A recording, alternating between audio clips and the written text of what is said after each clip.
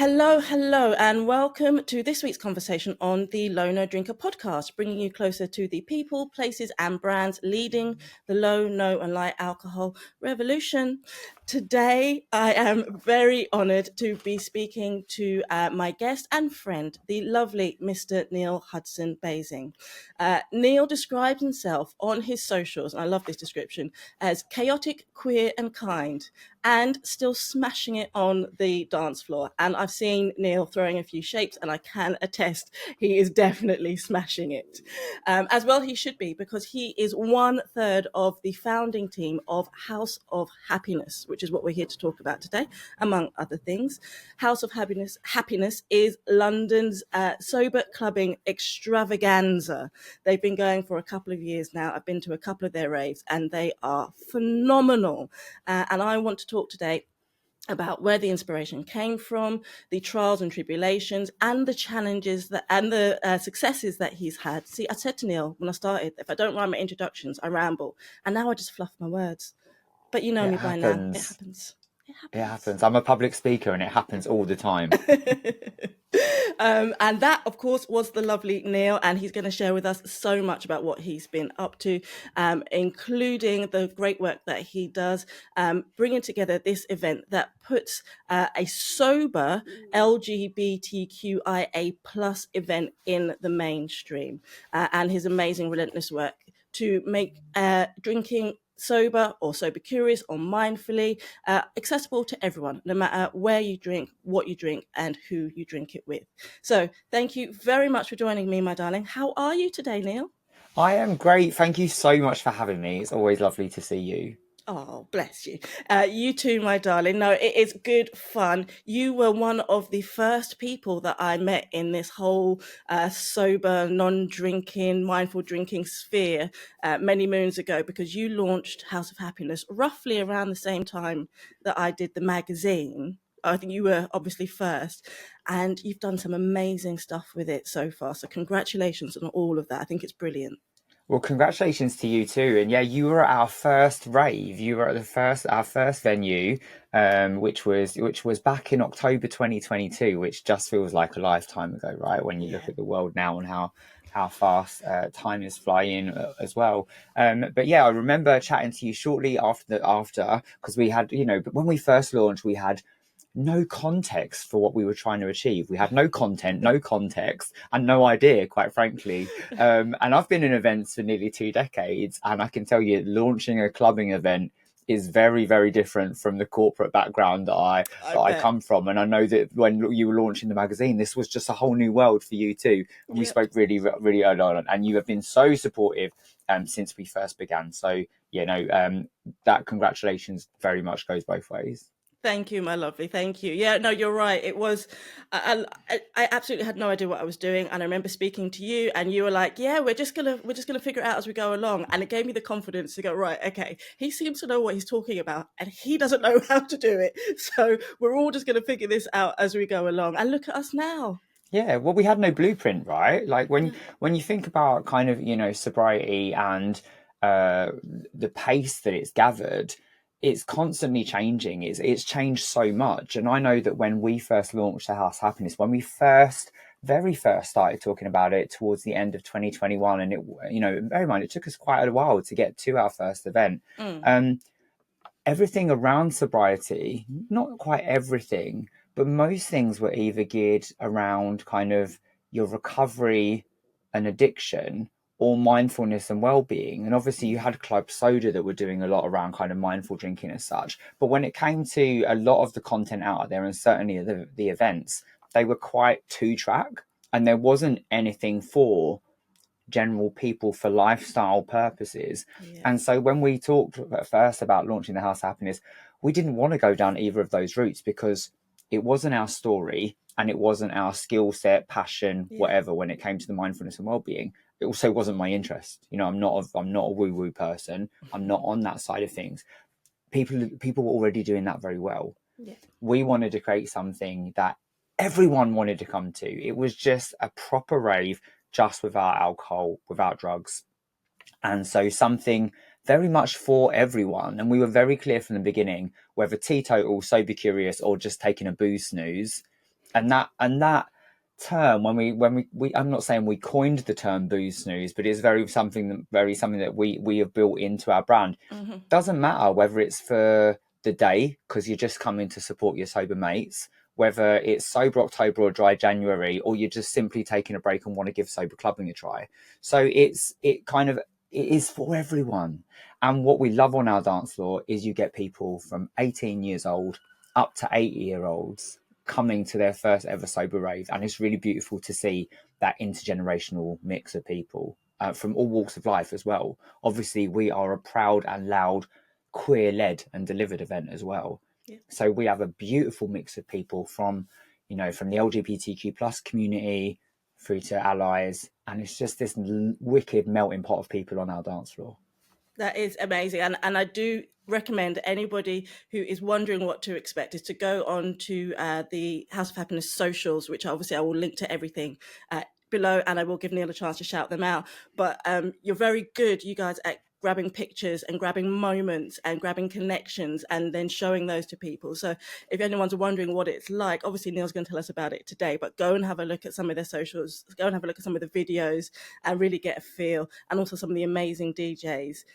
We're going to get to all of that Yes. because I definitely want to share all of that with Low No Nation. You've mentioned a little bit about the thought process behind why you set it up, and I want to say that I'm completely with you. I think that was why we first bonded, because it was exactly the same for me with the magazine. It was never about being sober. It was never about being in recovery. It was never about saying that what you're doing is wrong. It was simply about saying, if you decide you want to drink differently, did you know that these are the things that you could do whilst you're doing it? Whether that is, as you say, and I love it, for a booze snooze, or whether it is for a bit longer. Yeah, It's I mean, fantastic. mine only started as a booze snooze, right? I Yeah. only gave up for 5 months, and I've still not said forever. I talk about that all the time. But Yeah. yeah, it is for everyone, and I think these spaces that we're creating, whether it's the space in the form of a publication or an event, Mm-hmm. it is for everyone, and saying to them, "This is for you too." The definition of sober, while still maintaining the respect for what sobriety is, Mm-hmm. it has changed and it has shifted, and there's space for all of it. Absolutely. So take us back a little bit, wherever you want to start then, because you've got quite an eclectic background. As you said, you've worked in events. You mentioned before that you're a public speaker, and you've also said that you had no experience, putting on a Yeah. rave. So wherever you want to start, tell me, what was the journey that led you to go, do you know what? I'm going to put on a club.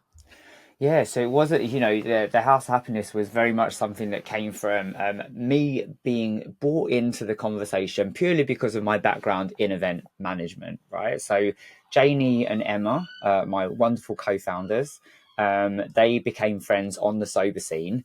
And I remember when Janie is one of my best friends in the world, right? So we've known each other for about, over 16 years now, which is crazy. And we very much met not on the sober scene. Okay. And when we think about the venue in which we hold the House of Happiness, we used to go to that venue back in the day, back in the 2010s, very not sober, and we used to be there for 3 days in a row. So when Janie went sober a year before me, she'd often say to me, "Oh, do you want to come out with my kind of sober friends?" And I'd be like, "No, you're right. You do your sober thing. I'm going to stick to what I'm doing." And what happened? I eventually got bored of my own shit and ended up going sober. Okay. And so a year later, I went to my first sober rave with Janie, and quite liked it. Wasn't my bag in terms of vibe and stuff. So Janie and Emma used to go to all these different sober events, and they loved them, but it wasn't quite what they were looking for. And so they had this idea to create something that was a little bit more along the lines of Glitterbox, Mighty Hoopla, those kind of vibes, but for sober people, because there wasn't anything like that. Yeah. And also we kind of we thought, well, we're all from the LGBTQ plus community. There's nothing really geared towards queer sober people. And so we just, Emma and Janie kind of said to me, "Do you want to come in on this? Because we've got this idea." Emma was the DJ, so she pursued her love of DJing when she kind of went sober. Janie loves a party, and so they asked me if I wanted to be involved to support on the event side of things. Now, there's me naively thinking that, oh yeah, I've got all these event management skills. It'll be really easy. Yeah. Nothing prepares you for working with clubbing venues whatsoever. The corporate turnaround for an email, max couple of days. Yeah. Clubs, the limit does not exist. So, a lot of anxiety, and being in the hospitality background, it varies from venue to venue, right? But clubbing venues, they are a rule unto themselves. No shade to our host venue, because love them to bits and they turn it out, but sometimes the communication is hard. Yeah, It's I can hard imagine. work. Yeah, and it's a totally different sphere to the corporate sphere, which I'm used to working in. So yeah, we got the conversations going. And we kind of really kind of like put our heads down and thought, what do we want this to feel like?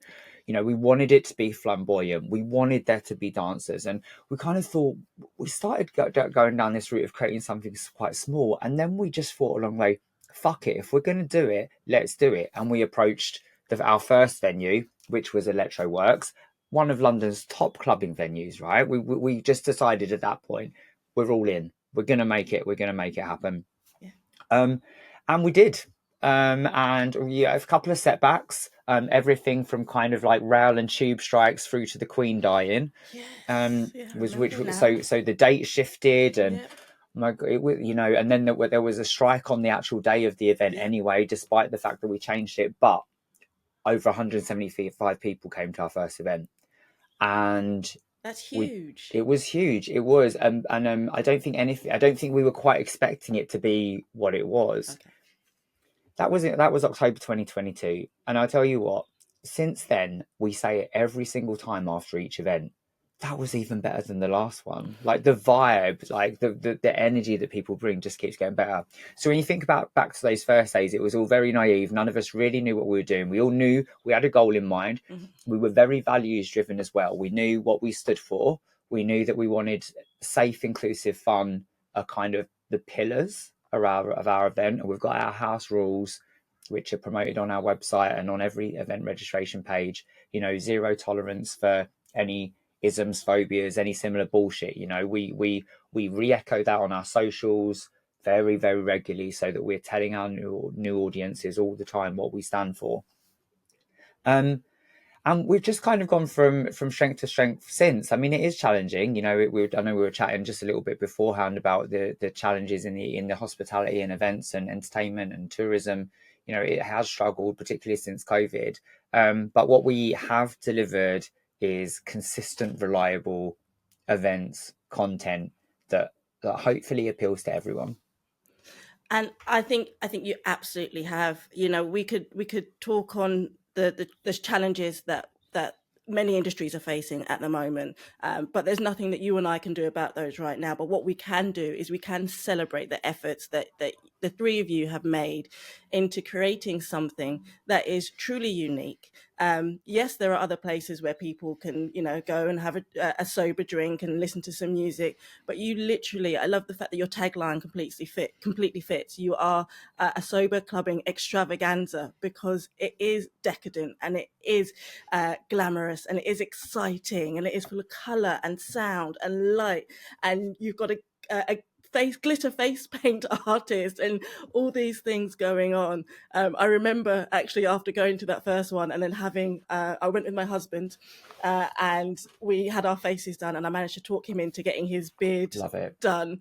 And then after we left, because obviously your events are during the day, we were walking down the street to go to the pub to have some food, and everyone's staring at us. And I was like, just embrace it, honey. Absolutely. You feel like when you finish at 5 o'clock, because obviously it's 12 till 5 p.m. You feel like you're leaving the club at like 3 a.m. You've still got that vibe. And that's the thing. We chose a proper clubbing environment to give people that feel. So you're lost. It's pure escapism. Everything that we do, it hasn't just happened by chance. Everything has been really carefully curated. And you know why? Because we give a shit. We created something that we wanted to go to ourselves that wasn't out there at the time. So everything through to the way people are greeted by us, there's not many people, Emma is our resident DJ, but Janie and I are hosts. There's not many people that walk through that door that we don't speak to, either one of us or sometimes both of us. And we will always make time to have a chat.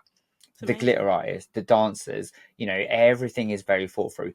Even the time of day, when you think about the sober community, it's often a lot of people coming out by themselves, Okay. um, particularly women, from that kind of come to these events by themselves as well. When you think about the queer community. So there's an element of safety that was considered in the times of day that we chose as well into that daytime rave, that feel. And sober people want to be home at a decent time, right? Don't get me wrong. I still love clubbing at Yeah. stupid o'clock. I don't do it as much as I used to, but it's all been very carefully thought through to create that all round experience for people. And we love the joy that people get from getting their glitter done with our glitter artists, and getting to know our dancers and having a chat. Because I think sometimes when you go to events, the promoters, the entertainment is so inaccessible, right? They're literally many times on a podium, and so there's something, and there should be something quite awe-like and wonderful about them that creates that extravaganza and that flamboyance. Mhm. But also, there's a lot of heart to our events. So when we recruit a new DJ or we recruit a new dancer, we make a big fuss of them on socials so that people can get to know them before they walk through the door, so that there isn't a hierarchy. You're never going to get a VIP area at our events because everyone on our dance floor is on the same level. It is a place for everyone. And we love that our DJs, our dancers, our drag, our glitter artists get proper involved in conversations with everyone who walks through our door. It's a really loving place. And like I said, there's a lot of heart behind what we do. That sounds wonderful. So you've mentioned DJs, glitter artists. Do your best. You have a podcast yourself, which you'll mention. So you're very good at painting word pictures. For those who are listening, take us through an event. So from the moment we arrive, what can we expect to see, feel, and experience at a House of Happiness extravaganza? Oh well, I love this. So yeah, and yeah, I'm a storyteller. I You like to are. paint a story. I really believe that if people can see themselves in the story that you are trying to create, they will buy into what you're doing. They'll buy into you. And sometimes it is about being a little vulnerable and putting yourself out there as well. But no, I love a story. So what can you expect when you arrive at the House of Happiness? Well, firstly, you are invited to our pre-meet. Whether you are part of a big sober crew or a solo raver, like many of our people are, Mhm. people that come from traditionally big drinking circles that don't have tons of sober friends, you are invited to our pre-meet. Our pre-meet, it takes place an hour before each event, so from 11 a.m. to 12 p.m. And in our London events, it's actually just outside the venue where we hold the rave. And we bring croissants and pastries for people, gluten-free and vegan, because we consider it like that. Um, and and people just get together and have a chat. We do a bit of hosting, we introduce people to each other, and it's really about kind of giving people that opportunity to make new sober buddies, Mhm. but also ease their nerves if they are coming on their own before they hit that dance floor, so that they are either make a couple of friends before they hit the dance floor. And they're not going in there feeling like I've come to something by my own. I'm not going to have anyone to Yeah. speak to. So the venue isn't technically open till 12. So we always say to people, grab a coffee from one of the shops on the corner. I'm not going to promote the one that's next door, but grab a coffee, grab a tea on your way in. We'll provide the pastries, and let's have a bloody good chat and get to know each other. So Okay. that's the first thing that happens. Before all of that happens, Janie and I arrive really early, and Janie always poses for a picture like this outside the venue, and that goes on our socials just so that people know what the venue looks like. Yeah. Okay, we try and create this guided journey as to what people are doing. 12 o'clock hits, the doors to open, and you are hit by lights and music straight from the off. From 12, we generally have a mixtape just while people start warming up. When you go to the right, you've got a fully stocked alcohol free bar. We do not fuck around with our bar. Like, Denise, you and I have had conversations about kombucha before. I'm actually a little bit swayed on kombucha since those early No, never. conversations. I am a little bit, yeah. There's a few that I quite like, but you have a fully stocked alcohol-free bar with a decent selection of adult drinks. You've got your spirits, you've got your beers, you've got your alcohol-free Guinness. You've also got your energy drinks. and your soft drinks as well if you want those. But yeah, so, and we've just introduced free spirit at our events as well, so you can Oh, grab a free fantastic. spirit livener. And I know we'll come on to drink favorite We drink will. options later. So I was really chuffed when we got free spirit. You can get your cans of goat energy drink as well. So you've got a fully stocked alcohol-free bar. The cloakroom is open, and the glitter station is open from 12, and the Okay. glitter is free all day. And what I really love is when people line up for the glitter and they kind of make for, you've got probably half the people that rock up early will hit the dance floor straight away. Yep. And then the other half just hit the glitter station, and seeing people make friends while they're getting their faces glittered up is really, really beautiful. Yeah. 1 o'clock, our first DJs come on, and we generally have about 3 to 4 DJs throughout. We Okay. have go-go dancers doing sets. We have our sober icon drag queen showgirl Heidi Licious running around greeting people, and it's just a really fun day. I'm there, I'm snapping, I'm getting content, I'm taking pictures of people with my selfie light. Then we have our photographer come. Um, there are confetti cannons going off. People suddenly, like, they'll start to feel a little bit brave, and then they'll hit the podiums themselves Yeah. once the dancers are taking a break, and it's non-stop from 12 till 5. Hey, we don't cut a break. It is literally boom, boom, boom. The music is blaring for those hours. That's not to say you can't take a break. We Yeah. have a really comfy seating area just where the glitter artists are, so that people can put their feet up. And as you go outside our venue, there are food vendors where people can grab a bite to eat, refuel, and then come back in and hit the dance floor. And when it all finishes at 5 o'clock, quick pack down, and then we generally go over to the food market. And those who want to come over to have a bite to eat before heading home. And that's it. It's an action-packed day. But as I said, it's all very, very considered. In terms of this all-round experience, but so much fun. You meet so many different people, faces with all such incredible stories to share, and people love a chat. People love a chat. That is, I did say you'd paint a word picture, and you certainly have. That sounds, I mean, I've been, so I know what it's like. But just listening to you explain it, I'm like, that is a hell of an experience. I want to go. Yeah, I mean, from the very off, from the social media messaging we Yeah. put, well, in the build up to the event, through to the email communications, and then on the day, and I haven't even got going on the themes yet. Like, you look around that audience, and there's so much color. Now, our themes are loose, right? People can interpret the themes however they want, but Okay. people love a theme, and we like to think that our themes bring a little bit of extra fun and a bit of, kind of, again, that flamboyance to the event. Okay. And we always say to people, whether you adhere to the theme or not, we don't care, as long as you're comfortable and having the best time on our dance floor. But some of our most popular themes, people have gone all out on the costumes. Like, I did not think that outer space would be the most popular theme.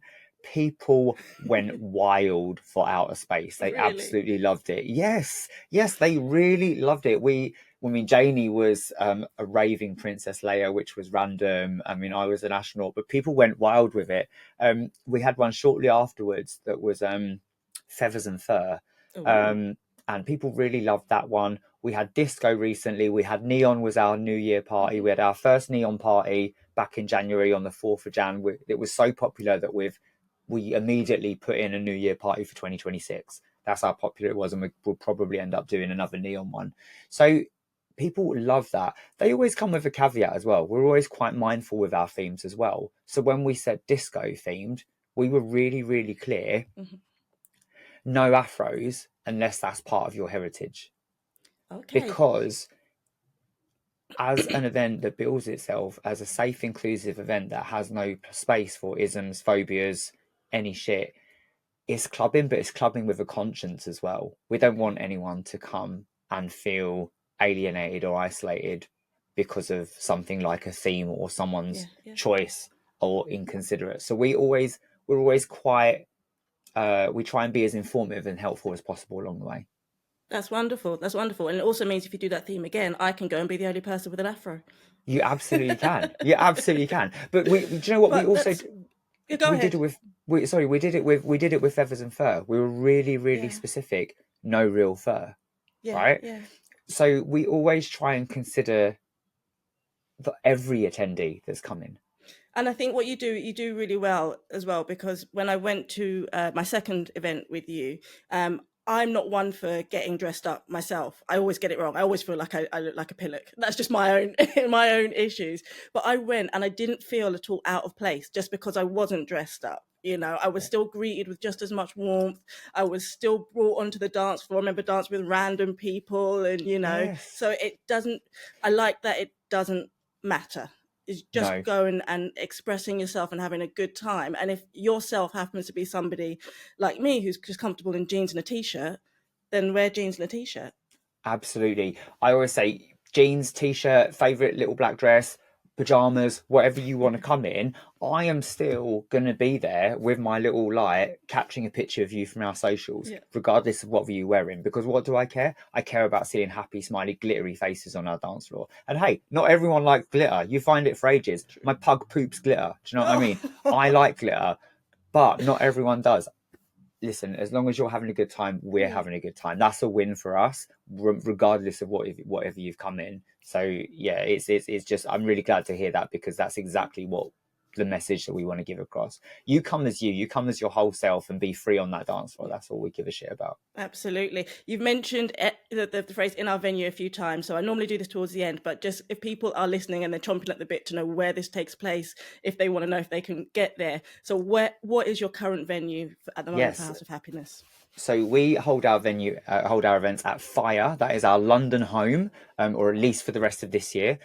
As I said earlier, I used to spend a lot of time in Fire, definitely not sober. And getting a sober event under Fire's roof um, is a big deal. Like when you think about Fire, when you think about those legendary arches and the kind of parties it is famed for, right?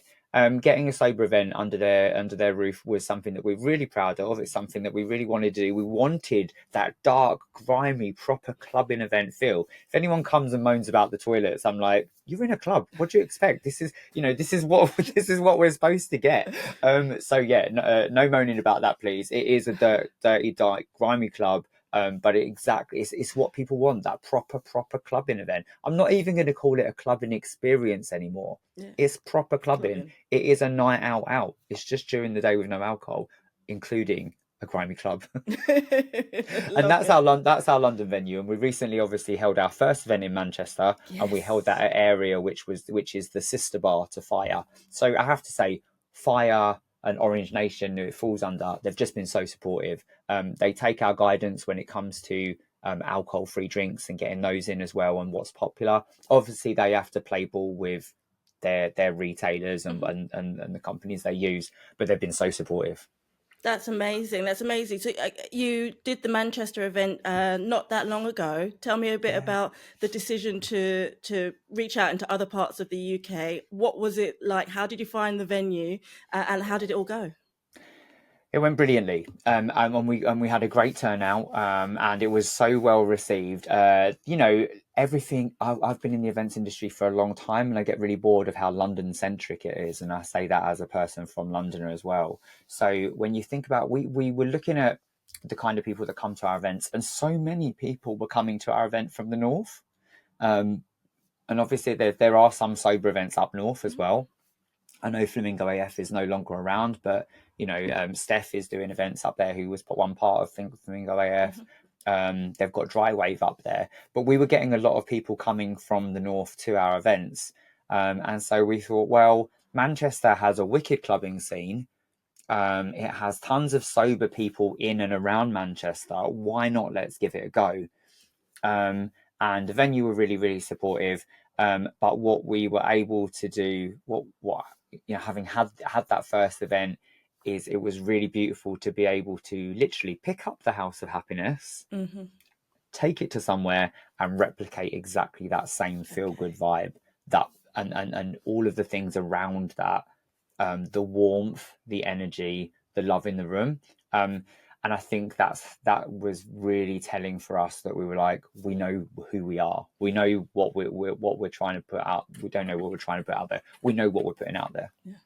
I love that. I think that's wonderful, and I love that you are branching out. I'm a Londoner myself, but I do think everything happens here. You're right; it's very very London centric, and the rest of the UK wants to do stuff as well. And Yeah, when I talk about events and things, people always say, "Do you know anything that's happening near me? Is there anything happening anywhere else?" And I think it's important that we spread this out because it's a London thing. yeah. Deciding that you want to go and have a great time without getting pissed is not centralized to just one part of the country. So Nor should no, it definitely shouldn't be, but it is a lot of the time yeah, when it as I say, bit my background in events, most conferences are when you think about the big events industry trade shows and yeah, stuff. Generally they're situated at XL, like it true. is very London centric, and I think sometimes it comes down to the limitations with venues as well. Getting venues on board with stocking alcohol free can be a challenge. For us, we strive to be an inclusive event, but finding accessible venues is often hard. So our Manchester venue isn't fully accessible, and that's a real shame. Like we always strive to be inclusive, and one of someone that wanted to come to our event reached out and just said, you say you're inclusive, but actually you've chosen a venue that isn't inclusive. Now we held our hands up to that, and it was featured on our website, and I went around the houses trying desperately to find a way to make that event as accessible as I could, and I couldn't. So I think it's about recognizing where you can improve and where you can bring more people in as well, and bring more people on the journey with you. But it's also about knowing that if what you want isn't there, create it, but also reach out to people for support. And we've touched on how supportive we've been with each other, but there's so many sober people in the sober community and the sober sphere who would be just as supportive. So if anyone's thinking about creating something, reach out to me and I'm happy to talk it through with you, because I know we wouldn't have been able to do what we did without the support of drinks brands who provided us with shit ton of free stock for our first couple of events. People like yourself, Club Soda, who really help spread the word. So yeah, reach out to people, create what you need. Definitely. It's always much easier when you do it with someone. Don't try and do everything by yourself. Yes. It's not going to work as well.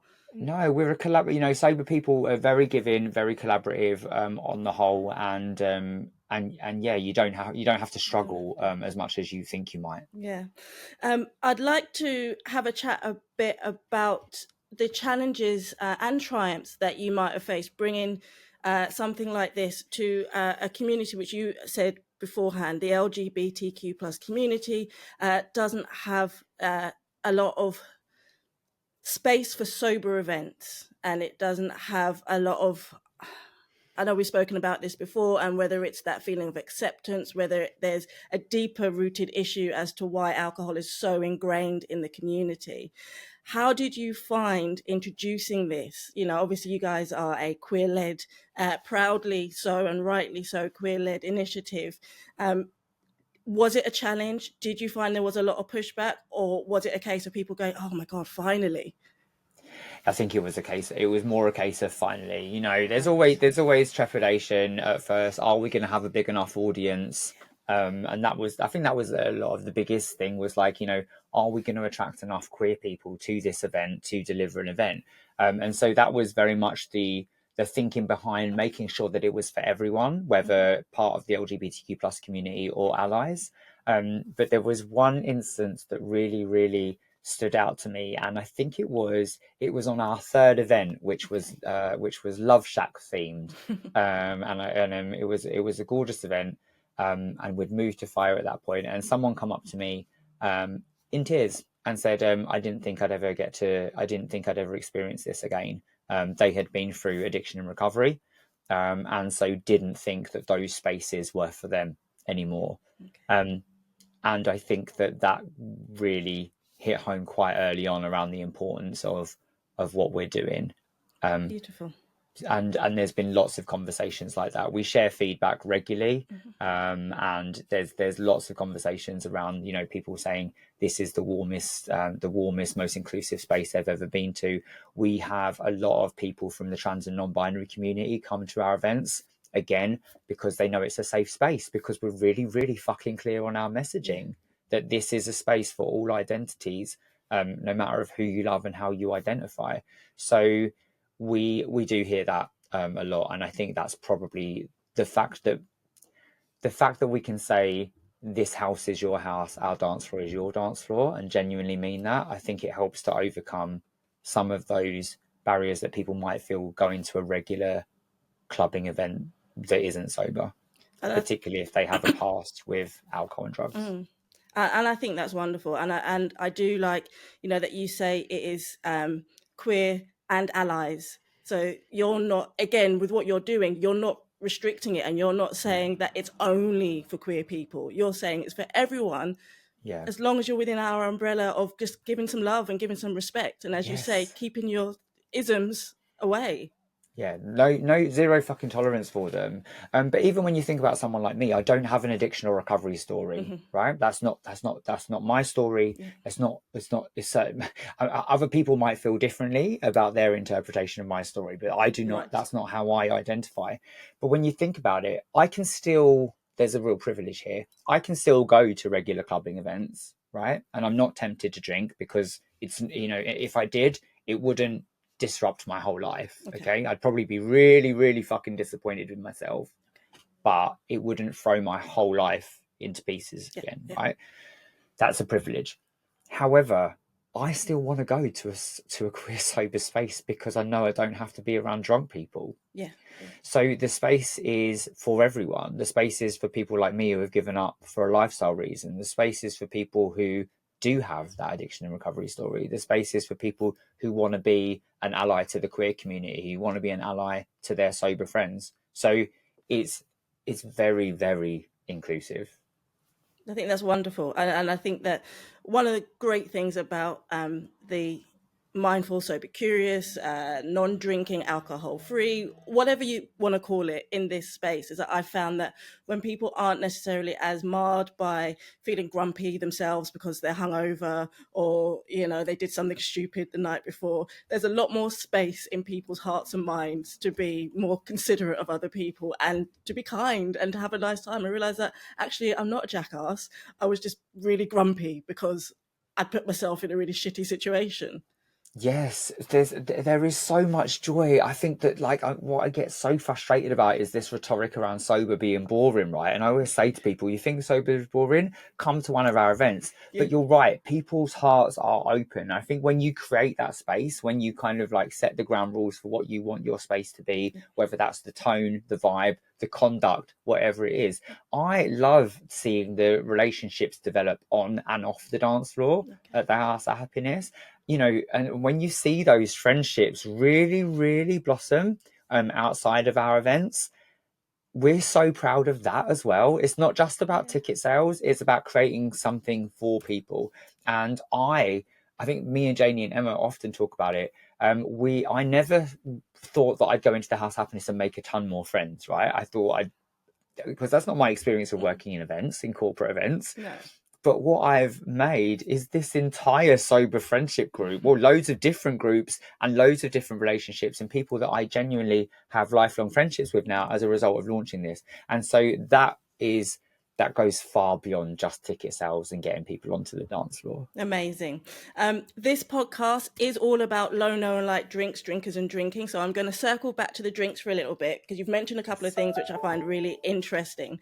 I know that you have quite a range because you've mentioned that you cover a few different types of drinks. Could you just go into a little bit more detail for me about what sort of drinks are available at your events and how they're positioned in terms of people that come along and, if somebody felt like being cheeky and going, oh, I might just have a glass of wine, what happens there in terms of the bar and how you've got that all set up and managed for people? Yeah. So there's no alcohol at our bar. There's none. It is a fully stocked alcohol-free bar. Fantastic. We work really closely with our venue to make sure that all posters of alcohol are taken down, any TV screens, any display bottles, whether that's your big moes or fridges full of Smirnoff Ice, whatever. Yeah. That it's the fridges are either emptied, or if something can't be emptied, it has a bag over it. It has a black bag over it. It's covered up with a tablecloth or a bag, so that people can't see it. On display on the optics, you will see a range of spirits, everything from kind of strict vodka through to liars, through to mist coconut, my fave, and then your free spirit. So you've got all your different you've got your spirits laid out, and then you'll just have fridges full of different beers, soft drinks, energy drinks. So there is an alcohol in our actual venue where we hold our rave. Again, not just the addiction or recovery things. We want to show that you can have a fully stocked alcohol-free bar with alcohol and still have a range.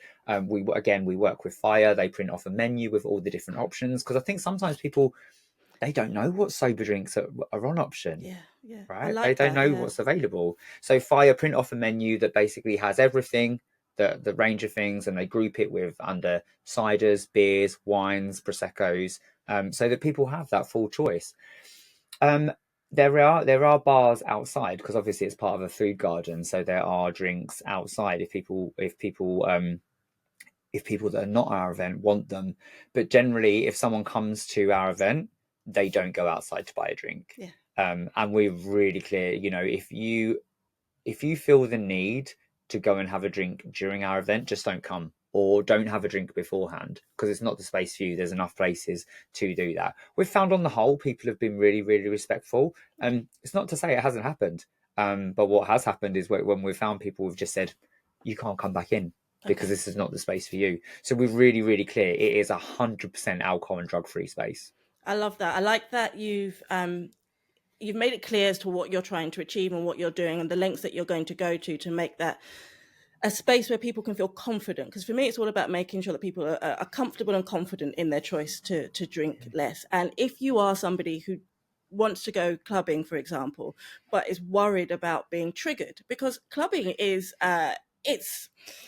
it's a feeling, it happens Mm, inside of you. You hear the music, you feel the bass, you see the lights going down. If you've got things like glitter cannons or smoke machines, it takes you back yeah. to a time when you were doing this on a regular basis. And at that time, you may have been doing it with drinks, you may have been doing it with drugs.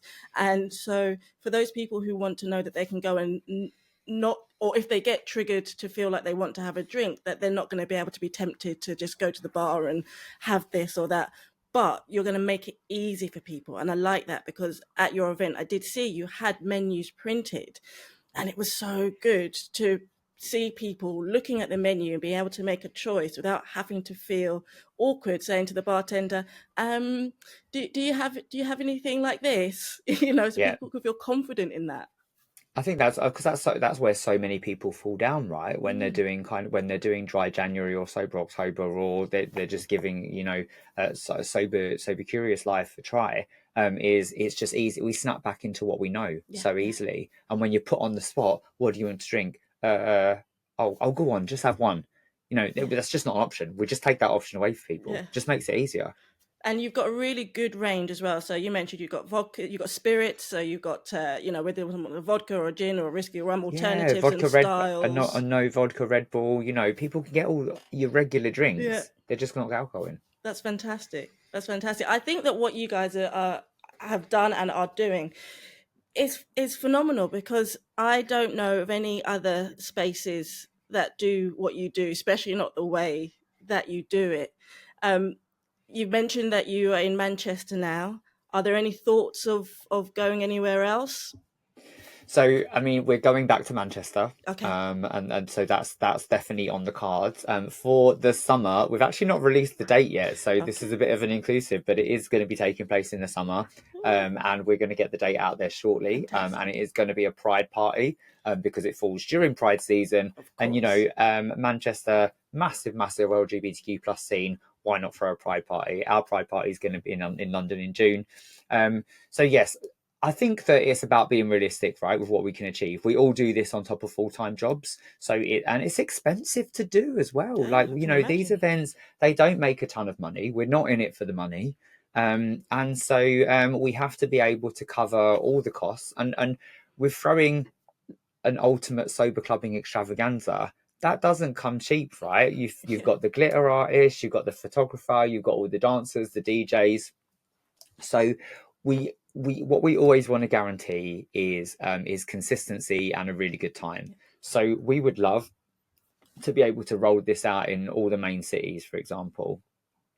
But unless we find a venue that we can work with that works well for the event, Mhm. it's about building up our audiences, making sure that we've got a solid audience base. So, but what I will say is we're always open to collaborations, so people can always reach out to us. So since we started, we've not only delivered a whole range of events, our own events, but we've also featured in loads of collaborations as well. We host a Pride party on Pride in London Day with Club Soda. We've supported the first ever Pride swim. We've done the London Marathon. We did our first festival last year. We've worked with the London Transport Museum. So we are always up for collaborations, whether that's in London or outside of London. So, and there's a couple of people in various different cities who we're kind of scoping out working with. So you never know where we'll pop up. We're always open to collaboration. But hey, world domination would be the dream, right? But what I will say is people have to buy tickets, because what happens to these spaces is what we've seen with many kind of grassroots venues in London. It's certainly what we've seen on the queer scene in London and the big cities. If people don't buy tickets, if they don't show up, these events can't continue to run. Yeah, yeah. So we have to know that we've got our proper basis sorted first before we decide to go elsewhere, because otherwise it just becomes not sustainable. And I think that's a lot of the problem with sober, with many different movements from the well-being through to the sober scene, is that people go all guns blazing, but that isn't always sustainable, and we want to be around for a decent amount of time. Yeah. So we have to be realistic. Yeah, you're right. It's all well and good saying that this is a fantastic idea, and people, can follow me all day long on social media. But what really makes a difference is you actually putting your hand in your pocket, buying a ticket, coming to the event, Yeah, buying a drink from the bar, so that the venue makes money as well and it's worthwhile for them. Because I think that's one thing that people don't think about. They'll look at you doing this event and not recognize that actually you're doing this in partnership with the venue, and that yeah, there are expenses that the venue has, and that it needs to be worthwhile for them. And I think there's a knock-on effect as well, is that if venues like Fire, in Manchester and anywhere else that you go, see that an event without alcohol can bring in a good crowd who will spend good money, they will put more alcohol-free drinks and options and events on, so that people can keep coming back, right? absolutely, absolutely. You need to really, really kind of cater for the audience that you're serving. But the audience, it's that two-way Yeah. partnership. I think a lot of this, and it comes down to the events industry as well. And the events industry and tourism and hospitality need to get behind low and no and sober events more. Now, I sit across the events industry. I sit across diversity, equity, inclusion, and that sit in the sober sphere, right? So I have a really unique viewpoint of all of those things. And within those things, I sit in events. I'm a public speaker. I host. So I have I really love the viewpoint that I get of all those things. And what I see is the events, hospitality, tourism, just not getting behind it the way that it should. So I recently hosted a main stage, a big expo in XL, and they had zero alcohol-free drinks other than your typical warm orange juice and a couple of bottles of Coke. That was literally back in February. Um, and now I was hosting an event. I was hosting a session on stage talking all about belonging. Yeah. I won't stay at an event anymore unless there's a decent option for me. I don't, and I'm not talking about a glass of elderflower fizz, right? I'm talking about a Yeah. decent alcohol-free option.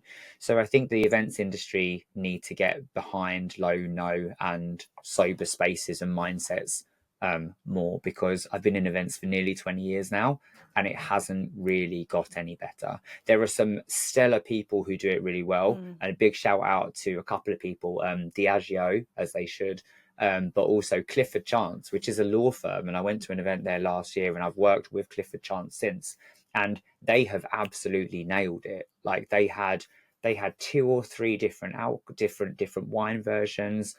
They had loads of different ciders. Plus, they had your cans of kombucha and your kind of more healthy kind of Mm-hmm. soft drinks as well.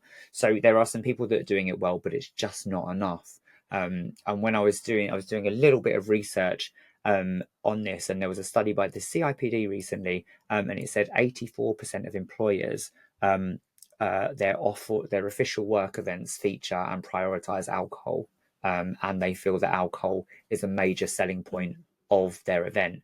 That should not be. You should not need alcohol to get. You should not need alcohol to get people to your event. Your content, what the messaging, the story that you're trying to tell should be strong enough to get people there.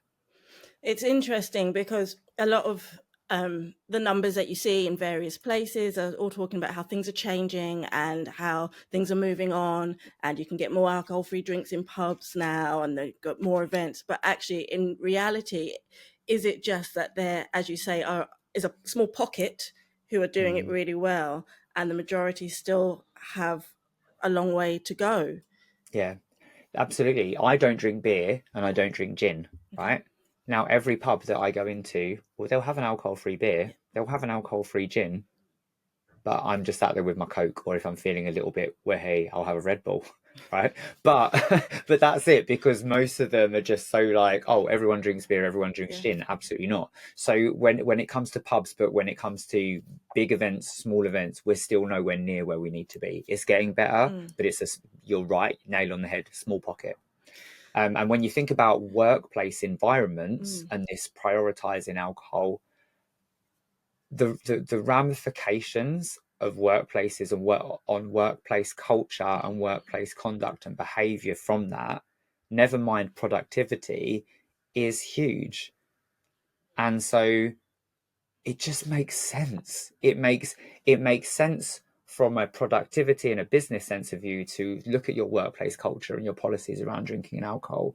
But from a belonging and inclusion, we know that more and more people are not drinking. So when you think about belonging and inclusion, stop prioritizing alcohol, because you're not just excluding people that have given up for health or lifestyle or addiction or recovery. You're excluding people on parenting duties or pregnancy. You're excluding people that are going through the menopause, people for religious reasons. So there's, again, the definition of sobriety has changed, but there's so many industries that need to just get on board with it.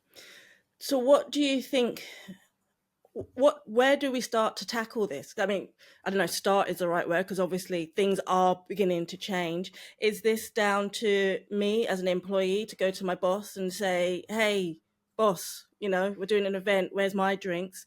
Or is this down to the boss to go and say, does anybody want alcohol free, or should I just get booze? What's the route that we need to take? I think it's, again, with everything, it's a collaboration, right? I will, if I go to an event and there's not a decent option, in whatever feedback or evaluation or whatever kind of You're letting decision them maker know. I can collar. I'm probably not, because I've been in events, I'm not going to collar them during the event and complain, because that's just it's not etiquette, right? But afterwards, I'll say, just want to flag, there was no decent alcohol-free options for me. So I think it's a two-way thing. But like anything, when it comes to inclusion, whether that's around kind of awareness on issues around gender and sexuality or menopause or age or whatever, there is enough education out there for organizations and managers and decision makers to get into and not just education, public discourse around these things. You shouldn't have to be begging to be included when it comes to an alcohol-free drink. I went to a massive awards ceremony back in March, and I listed my dietary requirements as alcohol-free. Would like it. And Still nothing on my table for me. I had to pay for a Coke. no. Right. So even when organizations are asking, they're not seeing it through because they're not taking it seriously.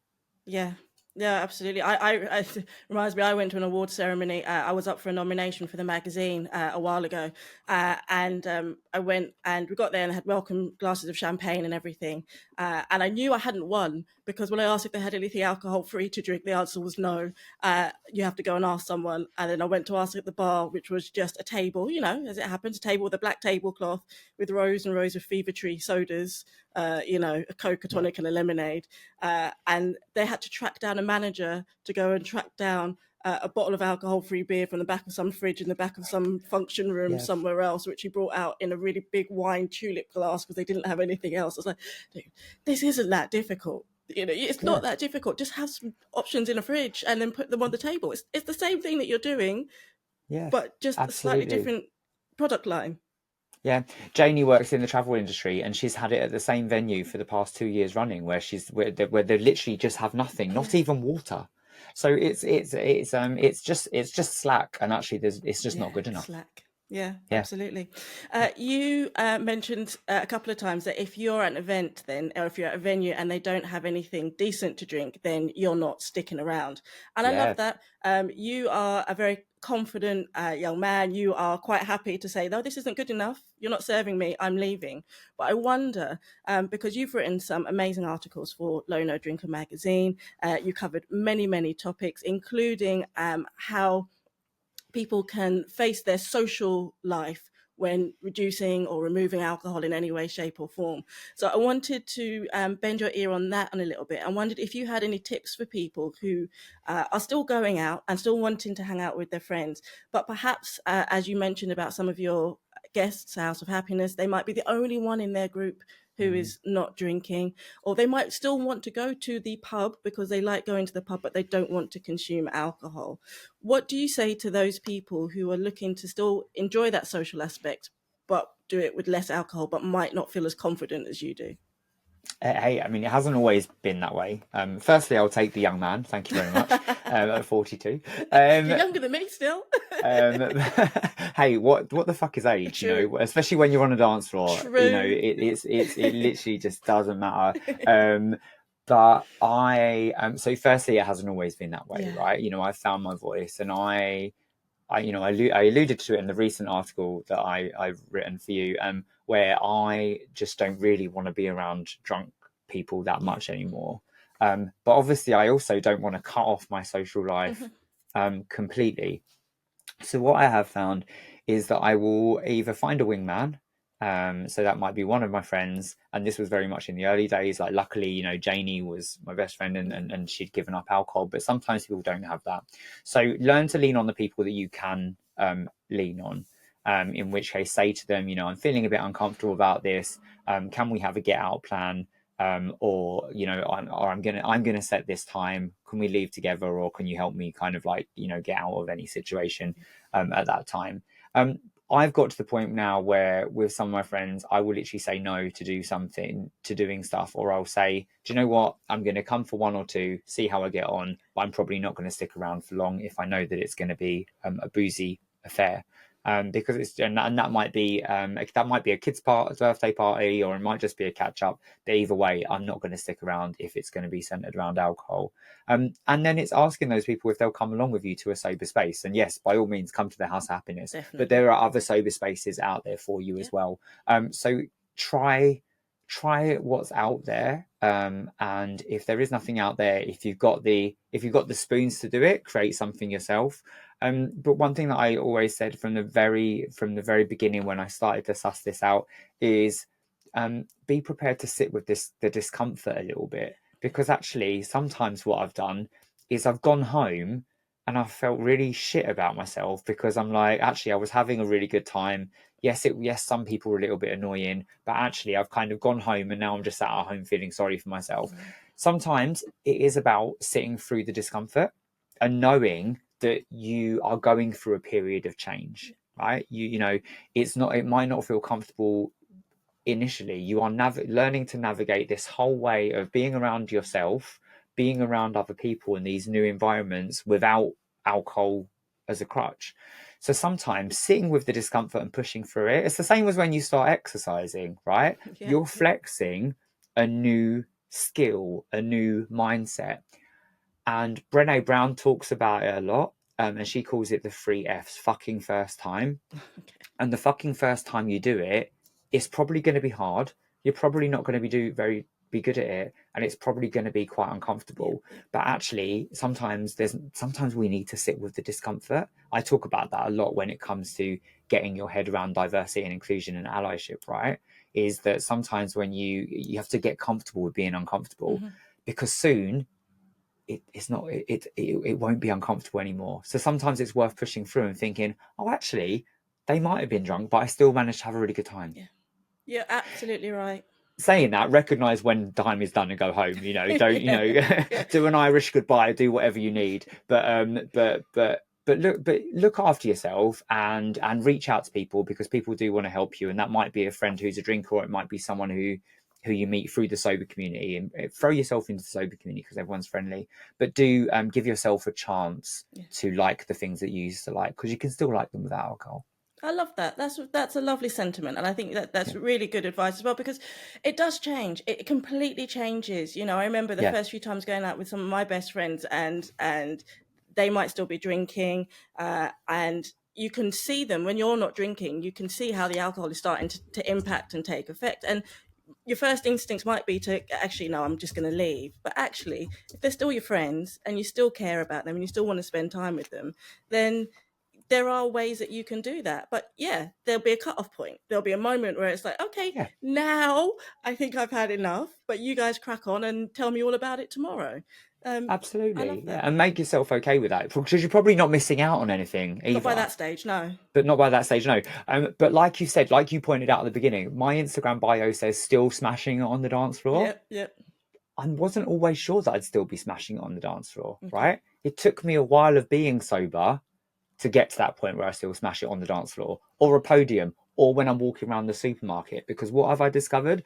I just love singing and dancing and being a dick. Like, so, you know, you can do all that without alcohol. And I will say, people, if you're listening, sober dancing, you might think that you need a bit of Dutch courage to get up there, but there is nothing quite like letting loose to your favourite tunes, whether that is clubbing, whether that is dancing around your living room to a bit of Yaz, whether that is listening to your old school rave stuff while you're cleaning, whatever it is that you're doing, there is nothing like dancing and just letting yourself go and knowing that you're still going to feel fantastic afterwards. Absolutely. You can dance anywhere, and I do. Fantastic. Right. Let's tell people where they can find out about House of Happiness and yourself as well, because I realize I've kept you talking for ages, but you've got a few other projects that you're working as well. You've got your own Substack. So there's lots of places that people can connect with you. Let's start with House of Happiness and getting those tickets in people's hands. Where should they go to find them? Yes, please. Please do come and party with us. We would love to rave the day away with you. You can buy tickets from thehouseofhappiness.co.uk, which is our website. We launched it last year, and it's been wonderful seeing new audiences come through as a result of having the website. The website has all of our values. You can check out pictures of previous events, and it's got all of our upcoming events on there. You can get to know a little bit about myself, Janie, and Emma on there as well. So that's thehouseofhappiness.co.uk, and follow us on Instagram at House of Happiness Official, where you can stay up to date with all of our events. You can meet our dancers, DJs on there. We give all of them like a little bit of a spotlight before they join us, so that's where you can stay tuned for events. We also sometimes have our Insta lives on there, which you've been on, and so yeah, do check us out on socials, because we try and post engaging content on there as well. It's not just plug-in events, we also want to post cool stuff as well. You do, but I think the event stuff is really good, because you give people a real feel of what it's like to be there, so they can qualify themselves straight up and go, you know what, that's me, that's a bit of me, I really want to go and check that out. Yeah, it's important that, like you said, if people see themselves in your story on your dance floor, they'll come. And that comes from everything from making sure that your pictures showcase your diverse audience, through to the stories and the testimonials that you share. So I'll make sure that's in the show notes. Now, I've mentioned that you do frequently write for Low No Drinker magazine. Neil and I love it. You're a fantastic writer, and I love your attitude. I love the like you say, you're a storyteller, and the way that you communicate. And as people will have gleaned from listening to this conversation, you don't hold back. You know, you put it all out there. So obviously people can go and check out some of your articles inside the magazine, but you also have your own Substack as well, don't you? Yeah, I do have a Substack. It's called Neil Talk. Real talk, Neil Talk, because I do just put it all out there. You know, it's kind of, you know, I'm an open book, and not unnecessarily. You know, it has to have a point and it has to have a purpose, and that's either educating people or bringing them along on a journey or making them feel seen and celebrated. So do check out my Substack, but check out my previous articles for Low No Drinker, because they've all been such a joy to write. I also host my own podcast called Pause and Rewind, where I chat to queer change makers and role models who are striving to make the world a more inclusive place, because let's face it, we really need that right now. So yeah, check out Pause and Rewind and my Substack, Neil Talk. Well, the easiest thing to do as you're listening to this on your podcasting app of choice is obviously just to go and search for Pause and Rewind. And then also in Neil's show notes, you'll be able to find his links to all of his stuff as well. Now, Neil, before I let you go, because I realize I've taken up far more of your time than I said I would. Not at all. But it is time for my final question, which is one that I ask everybody who comes on the show, because as you know, I believe in spreading the love of low, no and light drinks around the world. So it is spring, mid-spring. It's just after Easter. The sun is starting to shine. It is warming up. Barbecue season is upon us, or it will be very soon. So imagine that you are off to a barbecue at a friend's house. Maybe you, Emma and Janie, are getting together to listen to some tunes outside while the burgers are flipping, and you're bringing along a couple of alcohol-free drinks that you want to enjoy. On a day like that, what is in your drinks basket? In my drinks basket, you're going to get a couple of things in my drinks basket, actually. So That's firstly, there will always be a bottle of Myth coconut. Okay. I have a sweet tooth and I love coconut. So you will Perfect. always find a bottle of Myth coconut and pineapple juice. And that suits me in all kinds of environments. Yeah. It is my sitting in a bubble bath on a Sunday evening, Ooh, nice. with just Myth coconut on ice. But certainly at a party, you'll find me with a Myth coconut and pineapple juice. If I'm getting ready, if it's getting a bit later and we're going out afterwards, you'll probably find me with Free Spirit Live Nut and lemonade. Again, Okay. sweet tooth. Has to be with lemonade, not soda. I need that extra little bit of Okay. sweetness to it, and especially the Free Spirit spicy version, because it is lush. Doing shots of that is good fun. But if also I like a cider, but I like a dry cider. I've gone off my fruity ciders for someone with a sweet tooth, Yeah. so I like a Thatcher's Gold. And I like it that I can sit in a Weatherspoons pub garden with a Thatcher's Gold as well. Oh, do they do them at Weatherspoons? They do, yeah. That just aren't bad, you know. Actually, because they do them in It's all the right. beer garden that my local park pub has got some massive beer garden, Yeah. and it's quite nice to get a Thatcher's and go and sit outside in the sun, pour it into a pint glass, and you having your Yes. cider with your Yeah. I love it. So those three are my go-to three. Excellent. And the Myth and pineapple, you know, that's very much, we're getting pina colada vibes going here, right? I love a pina colada, and you know what? Like, you know, don't if you're going to make a pina colada, stick some Myth in it, please. Don't just serve me a pineapple juice and a coconut milk. Like, put some Myth in Even it. if they put Give an it a little umbrella. bit of substance again, and never scrimp on the umbrella. Like I have a stock of them, and they're always busting them out in my IKEA flamingo glasses. But yes, those are my go-to three. But especially the Myth. My cabinet's always got a bottle of Myth coconut in it. But I also love the cans of Myth Sundowners as well. Oh yes. Yes. Yeah, no, Myth is amazing. The lovely Colette Saffel, who is a powerhouse of alcohol-free drinks pioneering, who launched both a spirits brand and an energy drink brand at the same time, because you know she felt like she really wanted a lot of work to do. Yes, and who doesn't love a can of goat, right? Like and the different flavors. Such an award-winning brand. She's done phenomenal. I had her on the show quite a while ago. Definitely check it out and see what she's all about. She's an interesting woman. Yeah, you can. She really is. But and one of the people that supported us was just literally like, yeah, what stock do you need? When we first launched, and now we stock them at our events, and our venue buy them from Colette. So it's about facilitating those relationships, collaboration all the way. Brilliant. I love to hear it. Neil, the three of you have done something phenomenal. I know I've said it a couple of times, but I genuinely mean it. As an old school raver myself, who spent many, many nights and many, many hours shaking a foot in very dark clubs, regardless of the state of the toilets. That's not something we need to dive into. But you know, that feeling, as I was saying before, it's visceral going into a club and being able to have that experience, and you have recreated it exactly. It is not a clubbing experience. It is not like clubbing. It is going clubbing.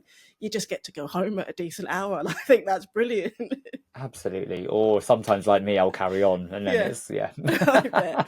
Keep up the amazing work, and Lono Nation, I encourage you to go and check out all of Neil's link and to get yourself a ticket and go and experience this clubbing extravaganza. It's like nothing you would have experienced before. Thank you very much, my lovely. Thank you so much. See you on the dance floor.